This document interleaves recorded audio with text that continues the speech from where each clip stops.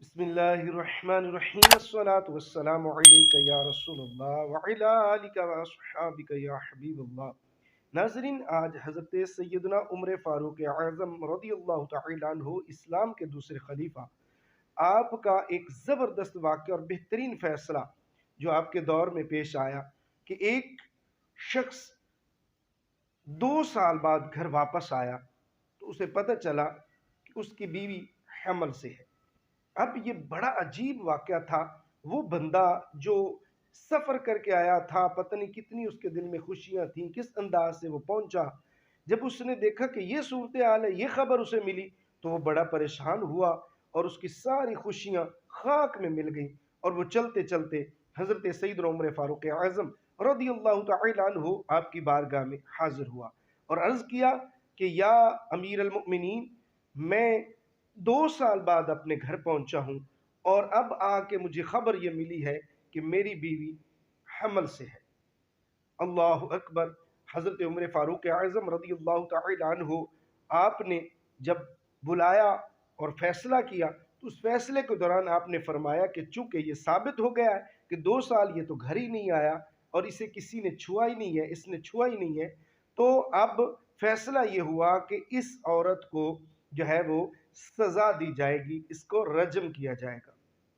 یعنی پتھر مار مار کے اس کو مار دیا جائے گا، یہ اس کی سزا ہے۔ سزا کا فیصلہ سنا دیا گیا تو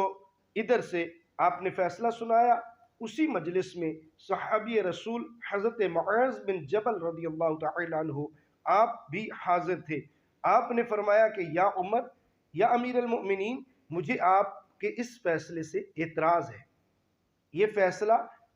مجھے منظور نہیں ہے، قبول نہیں ہے۔ آپ نے فرمایا کہ کیا وجہ ہے؟ تو حضرت معاذ بن جبل نے عرض کی کہ یا امیر المؤمنین، اس میں آپ ذرا غور کریں کہ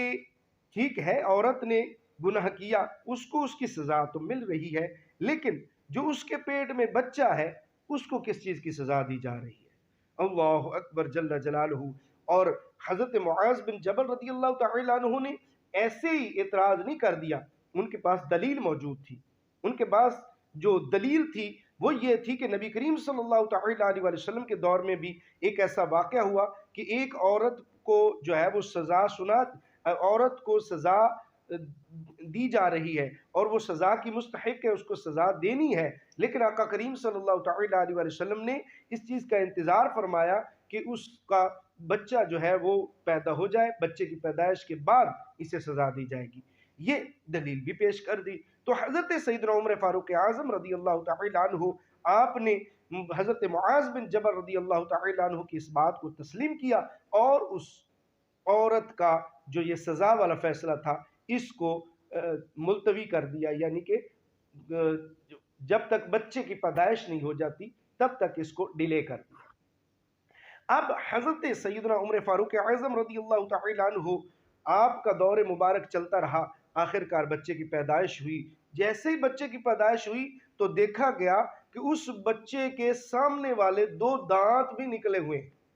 یعنی وہ تاخیر سے پیدا ہوا۔ اب جو اس بچے کا وہ باپ تھا وہ پکار اٹھا کہ یہ تو میرا ہی بچہ ہے، یہ تو بالکل میرا بچہ ہے، مجھ پہ گیا ہے، میری جیسی اس کی شکل و صورت ہے، یہ یقیناً، بلکہ اس نے قسم اٹھائی کہ اللہ کی قسم یہ میرا بچہ ہے۔ تو اس وقت حضرت عمر فاروق اعظم رضی اللہ تعالی عنہ آپ نے ارشاد فرمایا کہ اگر معاذ بن جبل رضی اللہ تعالی عنہ آپ نہ ہوتے تو عمر ہلاک ہو گیا ہوتا،